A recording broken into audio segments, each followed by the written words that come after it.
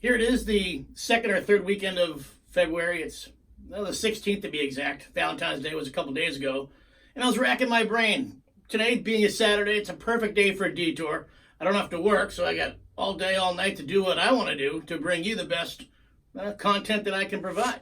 If you guys are a fan of this channel, and I know some of you are, my most popular videos are the Salem, Massachusetts during Halloween videos. Well, here it is about 4 months after Halloween. I've never been to Salem except for during Halloween, so I figured today would be a good day to go check out what winter looks like in Salem, Massachusetts. I'm probably setting myself up for major disappointment because, after all, Halloween was only 4 months ago. I'm sure Salem's going to look exactly the same way now than it did then, except for instead of jack-o'-lanterns on the sidewalk, you're going to have, I don't know, dirty snowbanks. And I can 100% guarantee there's not going to be anybody out here in Halloween costumes. Even though it's not Halloween season, it's still a pretty good day to go walk around Salem. You got a temperature of 40 degrees. It's a holiday weekend, so there should be a lot of people walking around today.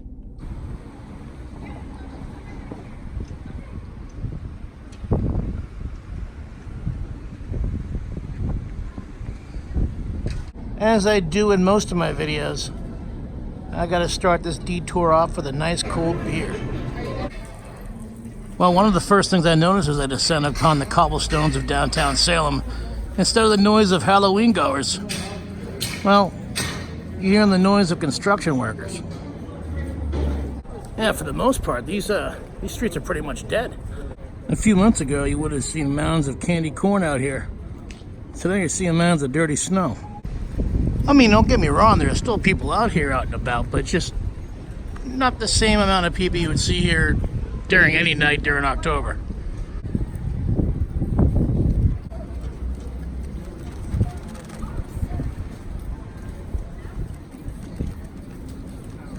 It was 50 degrees yesterday, so whatever ice sculpture this was sure looked a lot different yesterday than it does today.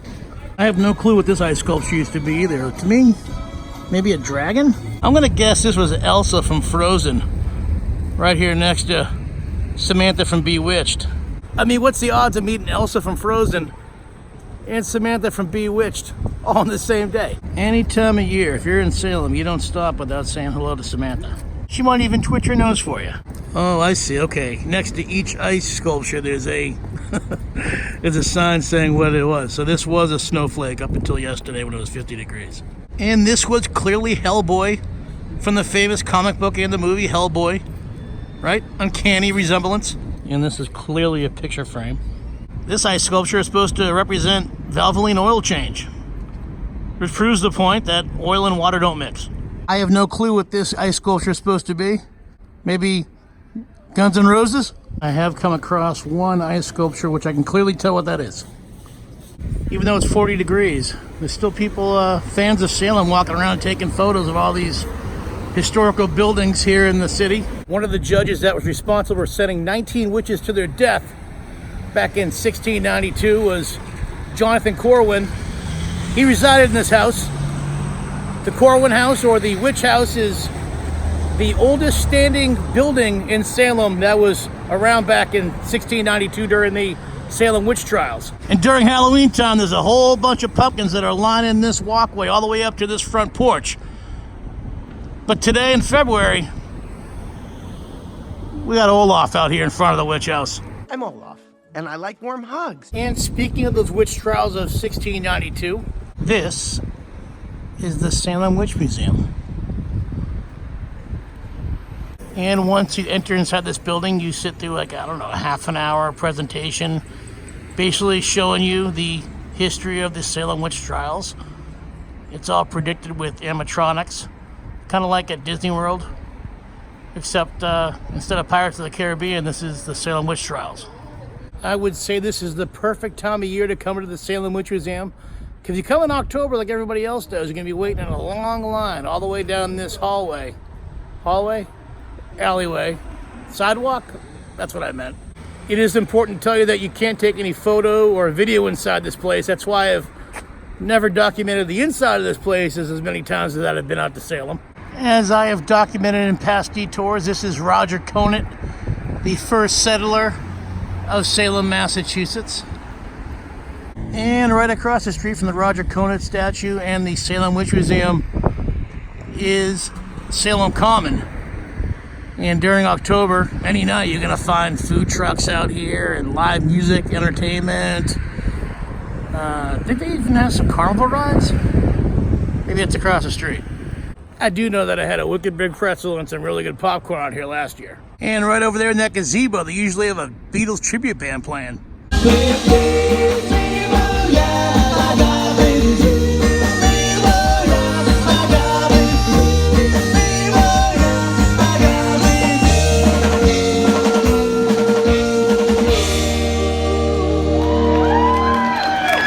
During the winter, none of these stores close. All these great Salem Stops are still operational. Like right here, they got this vintage video game store. You can walk in here and buy Nintendo cartridges or Atari 2600. Right there, that's what I'm talking about, the Atari 2600. That's what I grew up playing as a kid. And this place has got the jackpot for all these Atari 2600 cartridges. Check this out. Still in the boxes, too. I mean, who wasn't a huge fan of Cubert or Pac-Man growing up? And if you're telling me that you're not a fan of Frogger, well, you're no friend of mine. And right over here is one of the greatest pop culture stores I've ever been inside of. Harrison's Comics. I mean, just seeing these monster cereal masks make you want to go inside. Frankenberry, Count Chocula, and Blueberry. I mean, where else can you find the peanut M&Ms hanging out with the Stay Puft Marshmallow Man? The Incredible Hulk. E.T. Boba Fett. And R2-D2. E.T. and the Hulk? What? As we all know, if you are a vampire, you are a vampire 12 months a year, not just the month of October. Which is fitting because you can walk in here in February and buy yourself some fangs. And any time of year is a good time to come get your palm read down here at the Hex Old World Witchery. You can buy some Ouija boards, or some voodoo dolls, books and candles.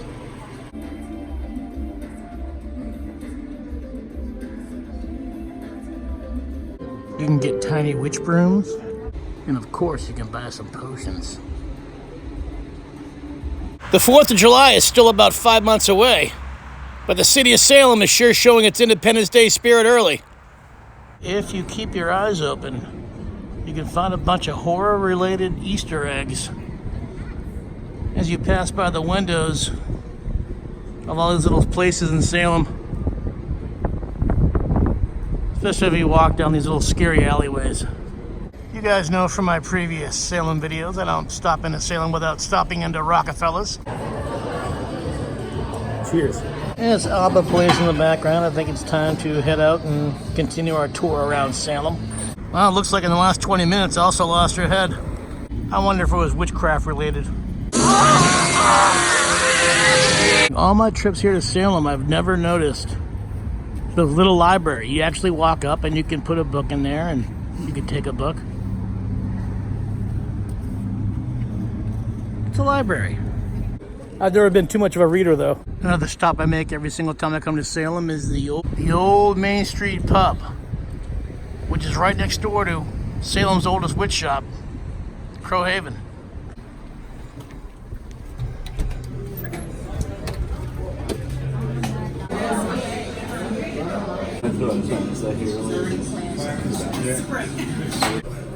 Cheers. If you're lucky enough to find a hotel out here during Halloween in Salem, this is a place I recommend, the Hawthorne Hotel. You guys might remember this alleyway from past detours here in Salem. A couple of years ago, it was the Booby Trap. Then last year, it was the Half-Assed House. Well, this is the house right here with no decorations. No bones, no skeletons, no spiders, nothing. How much Salem history do you guys want to see? You can go towards the Salem Witch Village, or we could check out the Salem Seaport, where it totally smells like poop. And yes, although it does have a pungent smell to this place, these are the original wharves of Salem in the 1800s. Pretty much looks the same way now that it did back then. You guys gotta admit, this house reminds you of the house from Amityville Horror, right? Don't you guys love these interesting color contrasts in all these houses here in the Salem Seaport? I have brought you guys down this road before, but I will bring you down here again. Yeah, you wouldn't be seeing these snowbanks in October. Now I'm bringing you down this street because, well, there's something historic right here, right in front of me. And that historic site is this, the House of the Seven Gables. You guys might know the House of the Seven Gables is a book written by Nathaniel Hawthorne. He is a descendant of one of the judges from the Salem witch trials. This colonial house was built in 1667 for Captain John Turner. So as history states, Nathaniel Hawthorne, he never lived at this house over here, the House of Seven Gables. In fact, when he used to hang out here, that's where he got the inspiration from. He used to hang out at this house. It only had 3 gables. So I don't know too much about carpentry and houses. I rent an apartment. But what I'm taking from this is that a gable is an awning and a roof. And by awning, I mean a point, right? As I stated earlier in this detour, I'm not too much of a reader, but the history I learned from this place was off Wikipedia, and I just skimmed through it real quick, so hopefully I nailed it. Again, I do love these color contrasts between the houses here.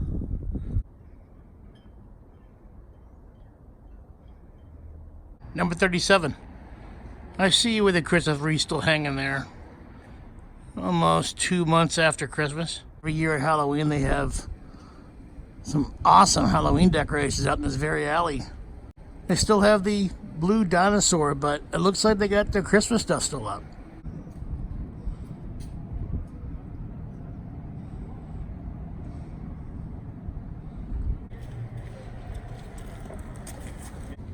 Check this out, this thing's pretty freaky.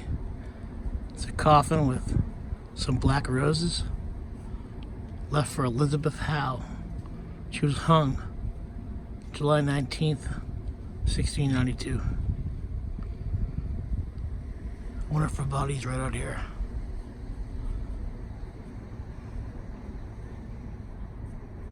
I don't know. What do you guys think? Are those pumpkins still hanging? Next to some Christmas lights? 2 seasons coming together as one? You guys know what movie I'm talking about. Oh, ho, ho! No. Witch City Inc. appears to be closed today. That's my tattoo shop of choice. Apparently, I will not be getting that creature from the Black Lagoon tattoo, which I've been desiring the last few years. As you know, I'm a huge professional wrestling fan. Let me see if I can name everybody on this rock. Speaking of which, we got The Rock. We have Kane, Stone Cold Steve Austin, Booker T. Is that Latino Heat Eddie Guerrero? Rey Mysterio Jr., The Undertaker, Mankind over there. Oh, besides all those wrestlers, I'm seeing Ronda Rousey, I'm seeing David Duchovny from X-Files, I'm seeing the fellas from Pulp Fiction. A few years ago in that very building behind me, I had my palms read by the woman is right there in that window. And I got bad news. It freaked me out for a good year or so. Once that year passed, I felt like I was in good graces with the universe and my life was going to be fine. But for that 365 days, I was pretty freaked out, and I haven't stepped inside this building since then. This right here is another very cool store. It's right next door to the Omen. You can find all things Ouija boards and pentagrams and spell books and all that fabulous witch stuff. So check this place out. This is a store that is dedicated to all things Harry Potter. Would you believe I know nothing about Harry Potter? I've never seen one movie. Really? Yeah. That's funny. This is a Harry Potter store, right? Yeah.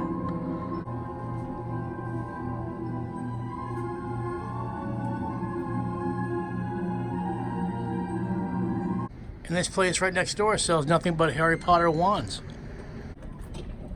So yeah, you can see some wands right there in the window. I know I said earlier that Harrison's Comics was my favorite pop culture store in Salem, but this is a very close second. It actually could beat that one out, because this store has the most amazing Jason Voorhees mask I've ever seen. Oh, there's another Jason Voorhees mask that was from Friday the 13th Part 7. And because they got that original Michael Myers mask up there signed by director John Carpenter and the guy that played Michael Myers, Nick Castle. Speaking of Michael Myers, that's a pretty authentic Michael Myers mask from the 2018 Halloween. Whoa, and check out, they got these Planet of the Apes figures here. I'm a huge fan of, whoa, Cornelius. That's going home with me today. I don't know about 17 bucks though. That's awesome. On my way out, I think I'm going to stop into the New York Deli and Pizza place. This has always got some great slices of pizza.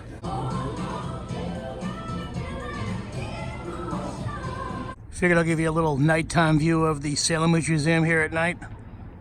So keep in mind, if you're out here on Salem on a Saturday night and you're trying to come take a tour of the Salem Witch Museum, well, it's not going to happen. They close at 5.